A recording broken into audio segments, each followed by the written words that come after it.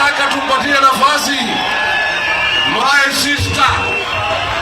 sister honorable mama wetu Martha Wangari Karua, tumkaribishe.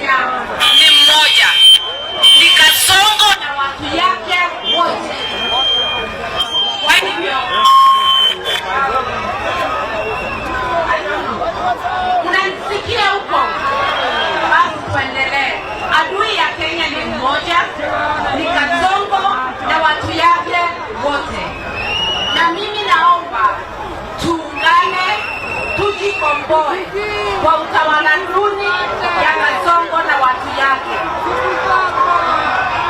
Mambo huko nyuma mnaisikia. And someone has just said mine. Sasa mnanisikia? Basi tunasema katika chama ya People's Liberation Party tukijiunga na ndugu zetu wote wa United Opposition, tunasema tuungane, tujikomboe, tujiondoe kwa utawala duni, tujikomboe kutoka mauaji ya kiholela, tujikomboe kutoka kukombolewa na Kasongo. Mimi nasema tuko pamoja sote, tukisema wacha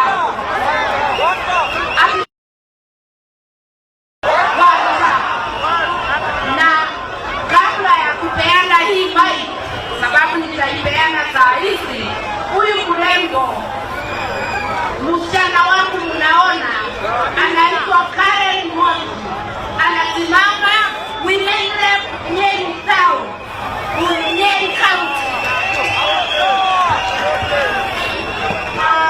Wacha nirudishe mic, lakini mjue tuko pamoja mpaka mwisho. Haya, wacha tumkaribishe kiongozi wetu, our cousin Dr. Stephen Kalonzo wa Musyoka.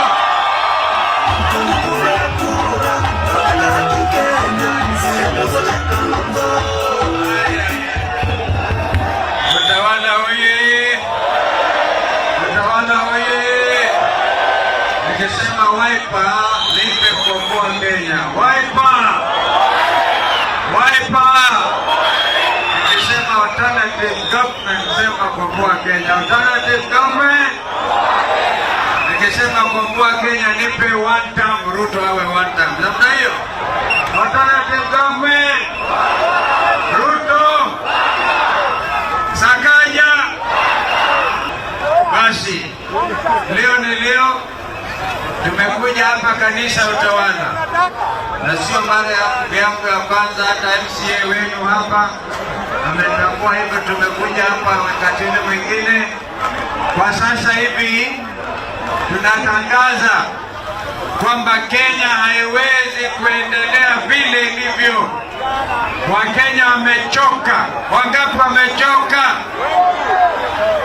Unajua Raila alikuwa anasema punda amechoka. Unakumbuka? Sasa Wakenya wote tumechoka. Wangapi wamechoka na Ruto? Na hiyo ni ajenda yake. Kwa hivyo tumeamua tutaungana bila kujali mapenzi yetu kibinafsi. Mimi mnajua niko tayari, nimefanya mambo hayo mara nyingi. Tutoe ubinafsi, tuweke Kenya mbele. Tunashukuru kanisa PCA hapa, wao walisema hataki kuuziwa urongo na uoga. Wakasema viongozi waje tumekuwa na kikao kizuri sana na kanisa la PCA Utawala. Tuwapigieni makofi PCA Utawala. Wamepokea vizuri, hata tukaleta salamu kutoka PCA Baltimore, America. Wakenya wameenda kila mahali kuhubiri neno la Bwana na wameingia hata Marekani. Lakini kwa leo tunataka tutangaze kwamba vile tulienda tukaongea na tume ya IEBC, tunasema safari hii Ruto hutaipia Wakenya kura yao. Hata alisema atashinda milioni 2. Tunamtangazia Ruto atashinda na zaidi ya milioni 4 na Wakenya wangapi wako tayari kumfukuza aende nyumbani. Kwa hivyo tunaelekea upande ule mwingine, tutazungumza na waenzi ndugu zangu na dada yangu kwa mshikamano. Hapa ni Embakasi East, na waletea salamu za kijana yenu Babu Owino. Wangapi wanapokea salamu za Babu? Jana walijaribu kuharibu mkutano yao kule Kakamega, lakini wakaangukia patupu. Wananchi wamegundua hii polisi ya Ruto imegeuza maneno. Wanapeana gun moja, anapatiwa tear gas, anakuja analipua tear gas katikati yetu.